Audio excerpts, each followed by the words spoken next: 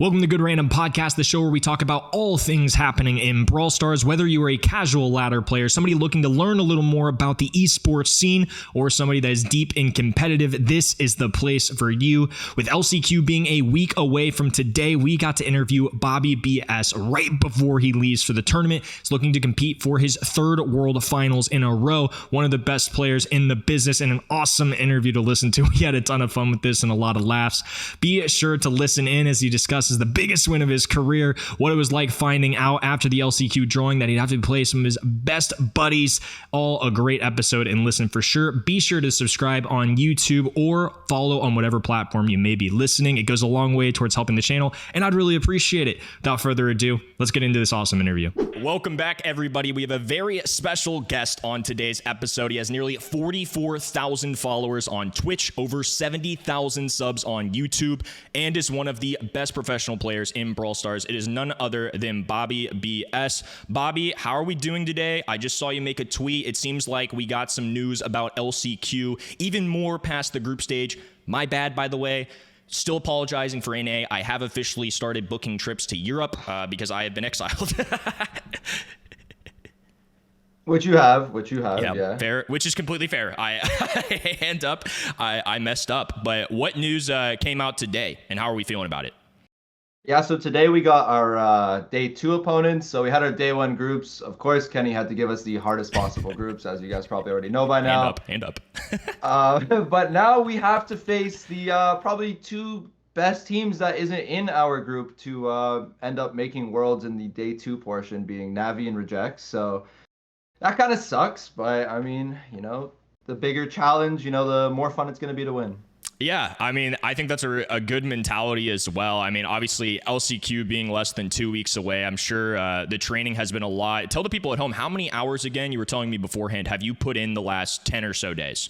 105, to be exact. 105. And I'm not even first on my team. Holy cow. I mean, that's insane. I mean, I think people underestimate so much, and a lot of the times, I've said this on broadcast before, podcast before, people look at this game and they think it's just like you take your 2 thumbs and you just click some stuff. How hard can it really be?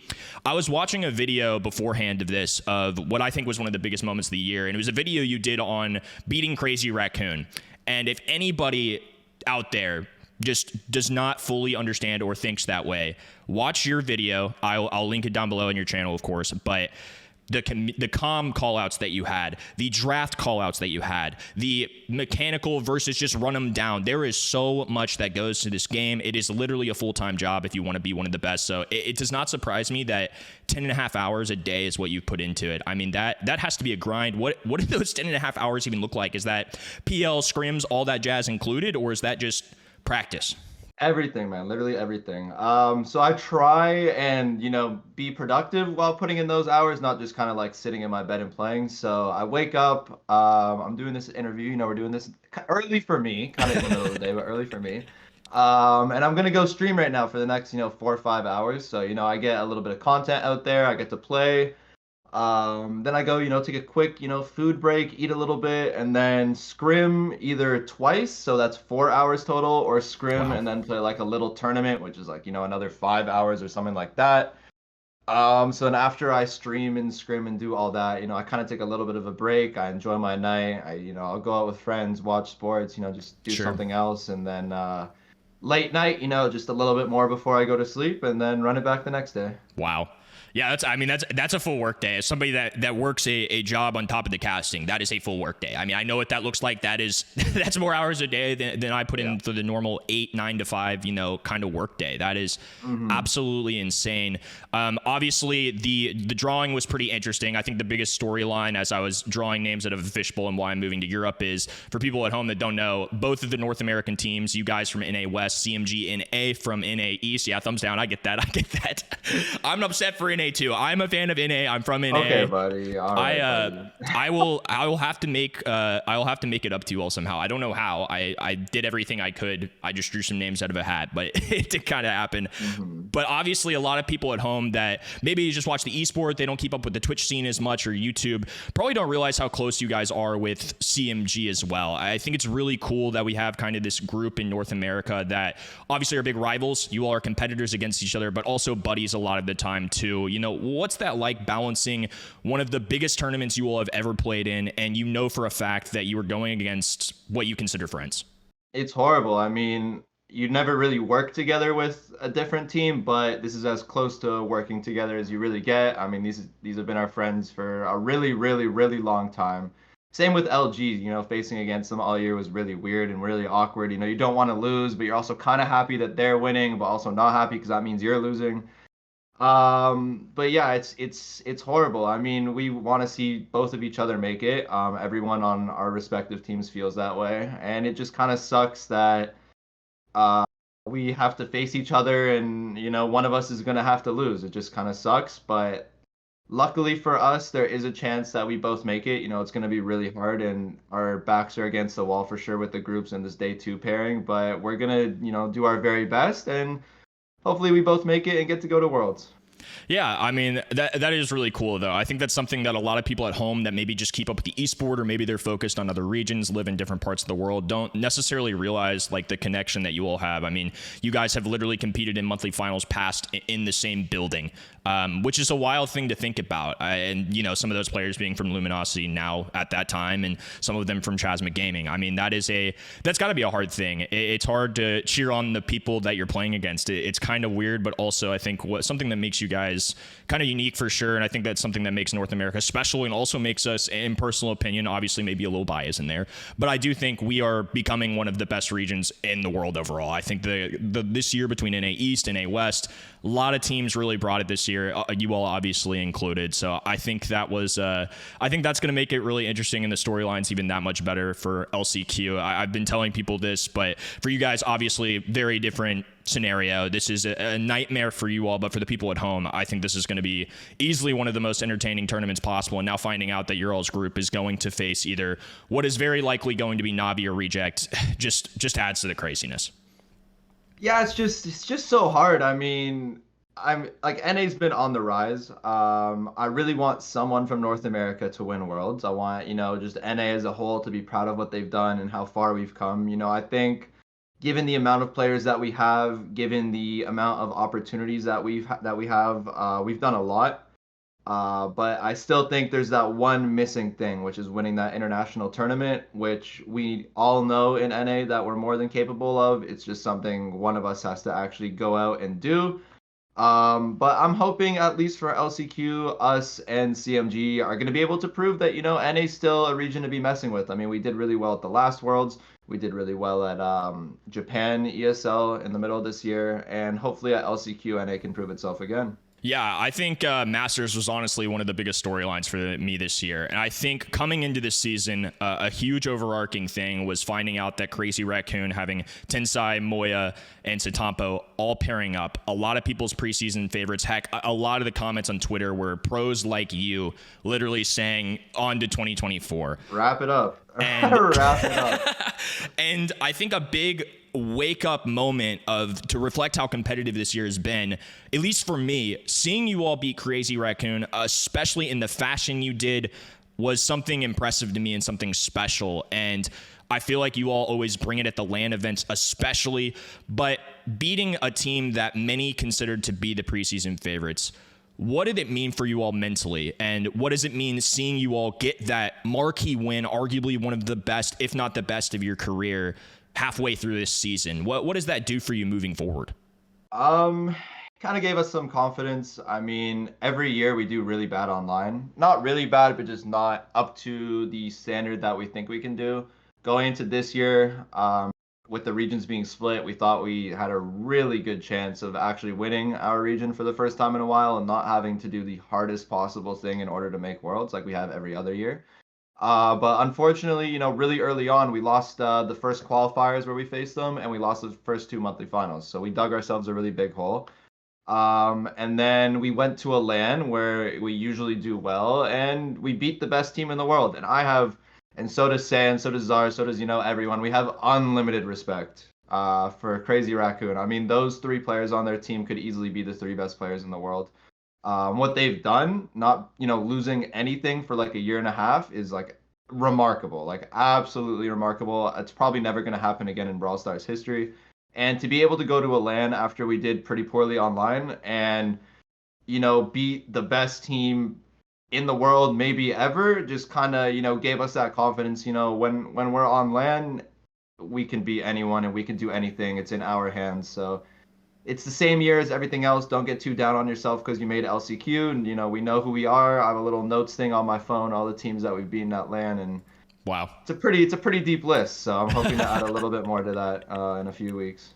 What about the LAN environment do you think lets you all thrive so much? Like, what makes STMN stand out compared to other teams that maybe bring it for online events, but then when it comes to in-person, you guys have built up several years of experience now, and I feel like you all have really grown and shown your best work at these LAN events. For me, getting to witness you guys in San Diego, watching you guys in Masters, improvement from even things like MSI last year facing off against these guys, and then into Worlds as well, and then finally getting that big win. What about the LAN events makes you all special?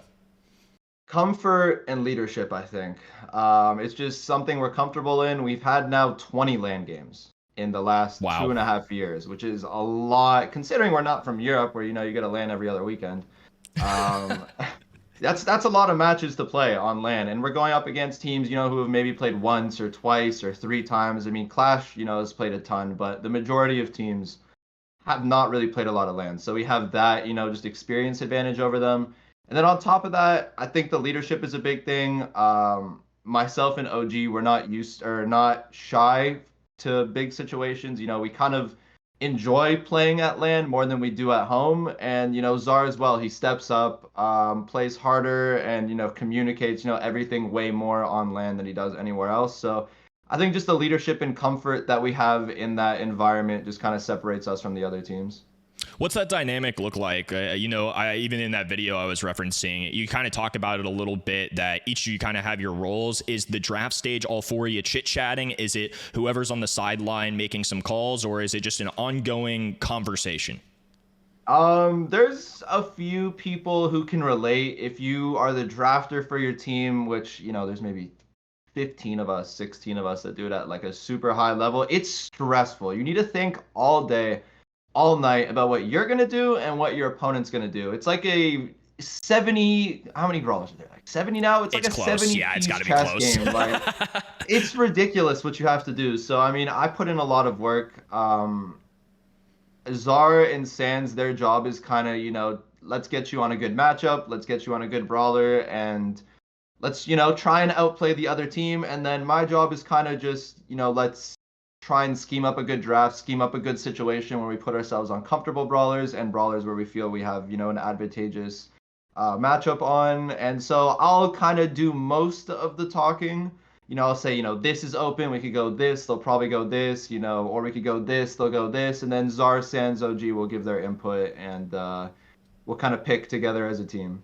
Wow. I mean, that right there just reflects how much goes into it. In terms of draft preparation, you had an interview at Masters where you basically said that scrims are part of it, but you don't reveal everything that you're bringing out. I mean, do you guys do scouting reports on other teams? What does that look like for Brawl Stars? In sports, something like football, you watch back on the film of other teams, but I feel like in Brawl Stars, there's a little more nuance to it. You got to kind of figure out tendencies and draft habits and what is each person going to do. I mean, how deep can you get into the draft?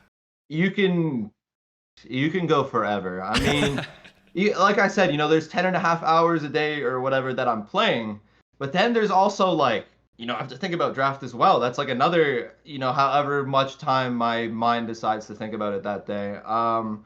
It's so hard. I've had calls with our manager, Lukey. Shout out Lukey. He's helped us a ton in so many different things.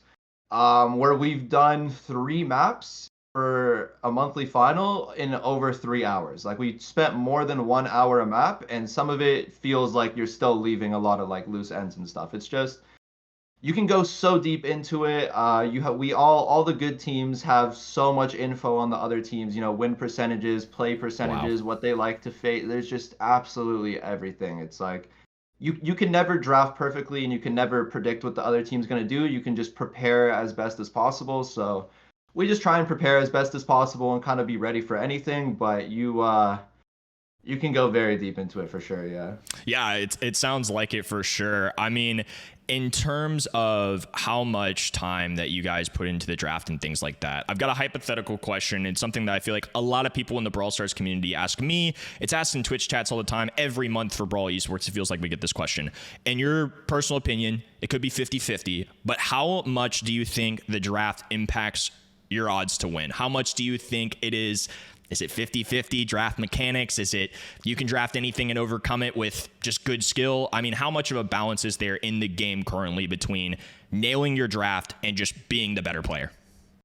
Draft at the moment, I think there's 3 phases to the game and that kind of determine the result. Draft, ping, and then your team, like your skill, your team play, all like that. Draft is by far the most important. Wow. By far. So you need to have I mean, because if you get outdrafted versus a formidable team, you're gonna lose. Like that's just how it is. Yeah. Like if you're out, you can win sometimes when you're outdrafted if it's not too bad. You know, we like to go by numbers. So like we say 60-40 draft, for example, if it's close. You know, like 60 to one side. But if one team has 40, that means they have a chance. If it's 90-10.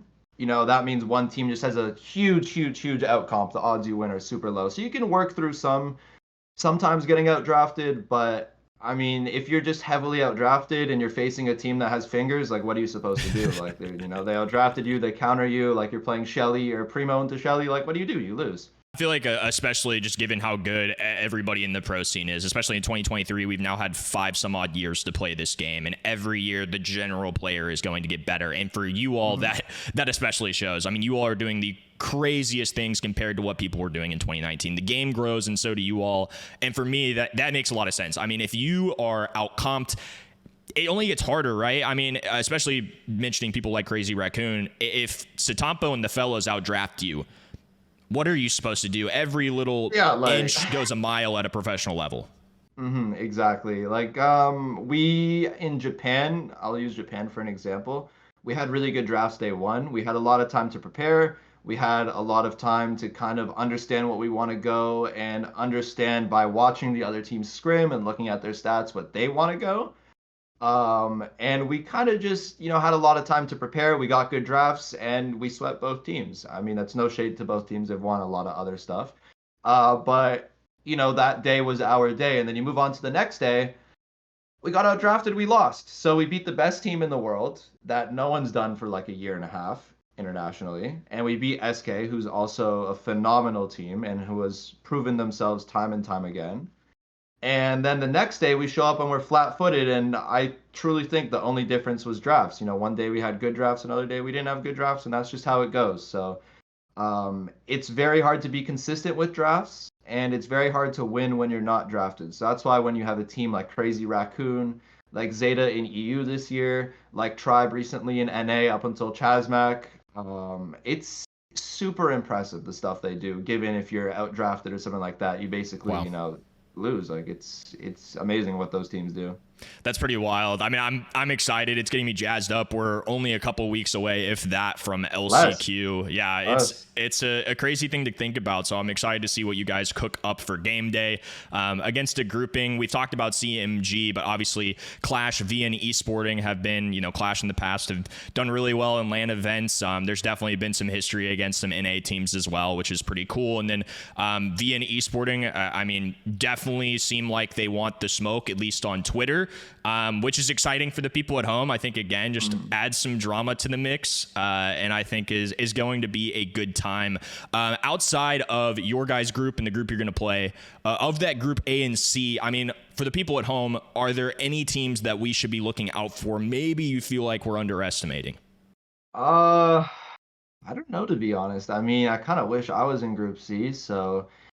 I don't know about from Group C. I mean, I got some friends in there who I think are going to do well. I don't want to like jinx it or anything, but I honestly think Humble can surprise some teams, and I think Revenant can surprise some teams from Group C. I think there's a chance. People have already kind of written off Group C as if they can't win anything, but now that they're facing Group A, I would, keep my eyes on that. I think there's some upsets that are possible. I think Group A is strong, but I think they're kind of like heavily overrated. Okay. So I mean, I think there's a possible upset that could happen, but I mean, we just gotta wait and see. I feel like everyone that at the LAN is pretty good, and everyone's got a chance at winning, especially with how the groups are now. We haven't really spoken on Clash or ANR, or I mean VN, not ANR. Right, yeah. They're both, good teams. Like Clash almost beat the world champs last year. Yeah. So I mean, full respects to those guys. They've been good for a really long time. And then VN, like you said, they want the smoke. They're bringing, a lot of competitiveness and just excitement to our group. So I mean, full respects to them. They're also good, and it's gonna be really exciting. Just this whole thing. I think a lot's gonna happen that people aren't gonna predict, and it's gonna be awesome to watch. I'm just hoping I'm not a part of that. That's totally understandable. I think you'll have just as good of a chance as anybody. I mean, coming into it based on what you'll have done in the past and experience, I think you'll have a great chance of it. I don't think it's any secret that a lot of people, especially my North American folk, despite me moving to EU, are going to be watching closely for y'all's matches. Very excited to see what you all can cook up there. So October 7th and October 8th for the people at home listening, you can go watch Bobby and the boys compete on STMN Esports side. They're going to be in Group B, so definitely be on the lookout for that. I've got a fun question for you as we kind of wrap things up a little bit here. I got this question, and I've been trying to find ways to incorporate, kind of a mailbag, if you will. I got this question in my Twitch chat the other day, and I thought it was kind of interesting, so I'd love your answer for this. Fun question, though. If you had a mastery title, what would it be and why? And that's from Luke Minator on Twitch. What would your mastery title be? Definitely dunked on. Definitely. Dunked on? Yeah, definitely. Because or like posterized, like something like that. Like no, I like that's that. That's kind of a North American term, so I think dunked on would be a little bit better. But imagine like doing a trick shot on someone, or like just beating them, or just anything, and you just have a dunked on title right after that in the end screen and loading in. I think that's great. I think that's fantastic. I think that is fantastic. That is, I mean, I think that is awesome. I obviously a big sports guy in general. I've had an ankle injury actually due to playing basketball. I keep telling people that I can no longer dunk. It's only because of this ankle injury, though. No other reason why I can't dunk. But I would love to just have dunked on FA. We need that. I'd push that mastery immediately. It would be regardless of brawler. Dunked on would be something I shoot for. 100%. So fast. Also a big basketball guy. So maybe they could have like a game mode mastery. I would be all about that action. Not a bad idea. Not a terrible idea. Yeah, I'd be all about that action. I think that is I think that's good. We were coming up with ideas for mine in my Twitch chat the other day, and I think I would do screams professionally or something, or professional yeller, or just something just to play on the casting a little bit about how I just talk really loudly or really fast. I think that's the direction I'd go. Do you have experience playing basketball? I feel like we've talked about this, but did you used to be, is that like where the competitiveness comes from? Yeah, I don't want to like flip the camera and like act weird, but I have like 20 something sports trophies on my wall. So you're kind of played, well, no, but I played sports growing up. Like I had a lot of fun. It kind of sucks because like sports was like a big part of like my life. Like I was just super competitive. I've always been super competitive, and sports, as a kid is kind of like the best way to be competitive. Heck yeah. I kind of wish I got like a PC or something sooner, because I'm just like naturally good at video games. So I feel like I could have like maybe played like Valorant or like something like that professionally. But yeah, I used to play basketball, used to play a ton of sports, and I kind of feel like Brawl Stars is a way for me to channel my competitiveness without sports. So I mean, I went from sports to playing Brawl Ball, but it is what it is, I guess. I think a lot of the aspects, and one thing I miss about being an athlete too is I competed in high school. I was not as coordinated or blessed with coordination, so I did cross country and track. I did tennis for a long time, but one of those guys, yeah, because it's all the kid could do. I mean, I focused on distance running. It's what I did. I had a really good time with it. But one thing I miss is the team aspect, and I miss being competitive. Like every time I watch you all compete on Saturdays and Sundays every month, I'm just like, I'm so fired up to play PL, and then I get in there and I'm like, I just can't get the drafts that you guys get. Like there's just no way that these diamond people who are playing for 20 minutes a day can get me where I want to go. And then I just go in this like constant cycle of like so into being competitive and then so not. And it's just, thankfully I've been pushing things like the Gale Mastery and things like that. Like at least I'm getting my competitive drive on, but I'm the same way too. I I don't love losing. People on my streams, I feel like always like mistake me being calm with me not liking to lose. Like internally, I'm like very hard on myself in those situations, or I'm calling things out. I feel like that's something that that we would definitely share. All right, final. Yeah. But yeah. I was just gonna say I'm like the same way. Like, yeah, I gotta act good, like, and act like a good loser, but I'm like such a bad loser. Like, I'll act good on like social media, tweet, GG's, blah blah blah, like blah blah blah blah blah, and then I'll get off. I'll start like cussing up a storm. I'll start arguing with Luminosity, stuff like that. Like I'm a horrible loser, but you gotta stay calm and be nice and all that. So I relate to that 100%. Yeah. Yeah, I think that is I think that's very fair. I also not a fan of losing. One random thing I've noticed though, and it's something that I feel like we might have in common as well. What is like game day prep? Like game day, LAN, online, whatever it is. You're prepping, it's leading up, you've done all the practices for weeks and weeks, you've scrimmed, all that jazz. Are you a big like hype music guy? I feel like I see you in Discord listening to just hype music constantly, and I might need to cop that playlist. Like I have like a pretty good playlist for where I have like a couple songs. So like for example, the LAN that you were casting that we met at a couple months ago.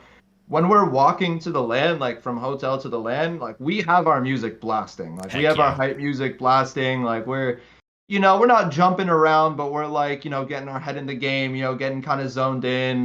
Before the game starts, usually they bring you backstage. So, like the production can all move fast. I'm like pacing around backstage. I'm like, I'm better than these guys. I'm better than these guys. I'm better than these guys. I'm just pacing back and forth. I don't know if you have a bleep button, but I'm like, I'm going to shit on these guys. Like, I'm just like going back and forth, like just talking to myself, hyping myself up.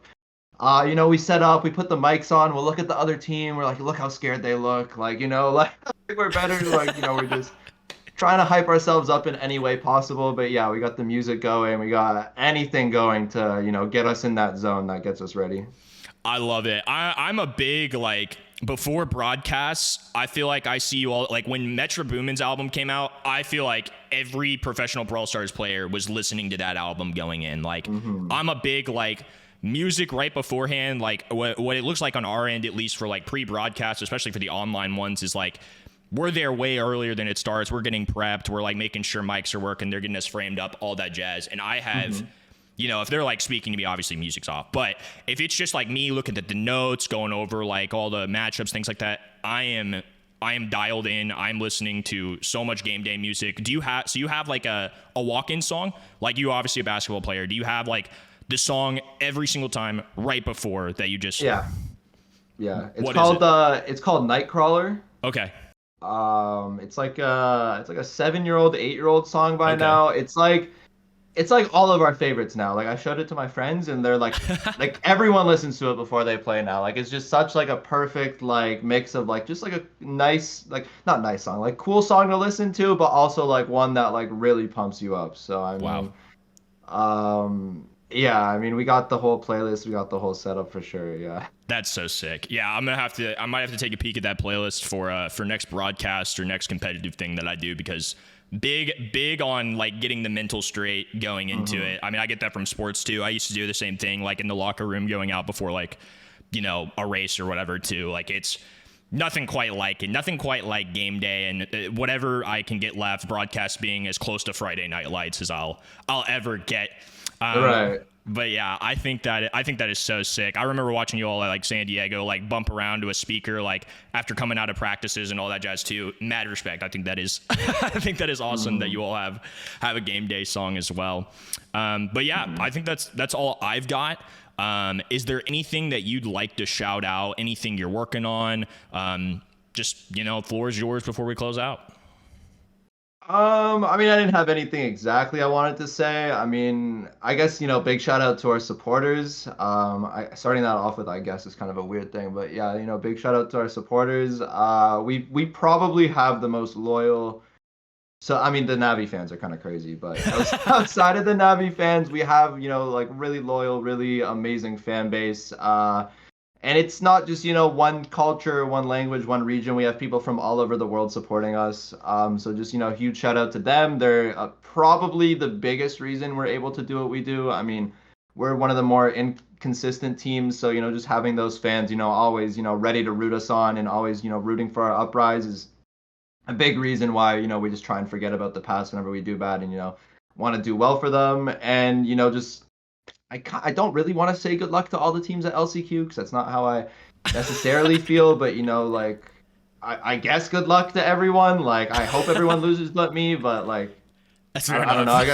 I don't know. I don't really know what to say about that one. No, you're good. I mean, I think it's fair. You can respect teams and also not cheer for them. I think that's totally warranted That's and fine. exactly Yeah. what it is. You can That's yep. exactly what it No, is. I think that's For completely most. fair. That is some competitor mentality right there, and obviously you're competing against them. I think that's totally warranted and cool. And yeah, I obviously after that drawing, I'm going to back you at all times here because I have to move back to NA at some point, and I would like to come back on good terms. But I appreciate you taking the time. I know you've got a stream that you got to get going to, so I will link obviously your Twitch, your YouTube. If you somehow don't follow Bobby and you follow me, all of his stuff down below. Obviously, like I said, one of the greatest players in the game. Obviously, somebody I'm super looking forward to watching. And thanks for taking the time, brother. It's been a lot of fun. Of course. Thanks for having me, and thanks everyone for watching and listening to us waffle. Yes, sir.